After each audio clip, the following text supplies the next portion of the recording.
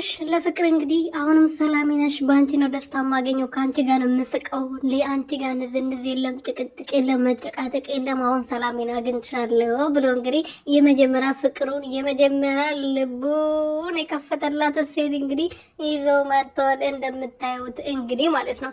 ፍቅርዬ ግን የኔ ቆንጆ የኔ ፍልቅልቅ ማለት ነው የኔ ሳቂታ አብርሃም አይሆንሽም። ያው ከአብርሃም ጋር ለስራ እንደሆነ እንደተገናኛችሁ እናውቃለን። ግን እንዲጎዳሽ እንዳትፈቅድለት የኔ ቆንጆ። ምክንያቱም አብርሃም የሴቶችን ልብ ሰባብሮ ስብርብርብር አድርጎ ነው ማስቀመጥ የሚፈልገው። በዚሁ አጋጣሚ ሹክ ልበልሽ ብዬ ነው። ሰላም ሰላም ቤተሰቦቼ እንዴት ናችሁልኝ? እኔ ያለው እግዚአብሔር ይመስገን። በያላችሁበት ሰላማችሁ ብዝት ትርፍርፍ ይበልልኝ። ለዚህ ቤት ለዚህ ቻናል አዲስ የሆናችሁ ሰብስክራይብ እያደረጋችሁ ቤተሰብ ሆኖ እንግዲህ በጉጉት ሲጠበቅ የነበረው ከማን ጋር ነው ይመጣል ብለን በጣም ብዙዎቻችን በጉጉት ስንጠብቅ ነበርና ልዕልቷ ንግስቷ ፍቅር መታለች። እንግዲህ ወደ ሚዲያ ወደ ጭቅጭቁ ዓለም እንኳን በሰላም መጣሽ፣ ወደ ዝሙቱ ዓለም እንኳን በሰላም መጣሽ።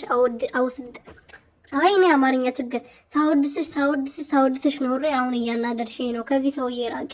ምክንያቱም አንቺ የዝሙት ደጋፊ ወይም ደግሞ ከዝሙት ጋር ምሰሪ ሴት አይደለሽም። ለራስሽ ለልጅሽ ክብር ይኖርሽ። ገባሽ አይደለ?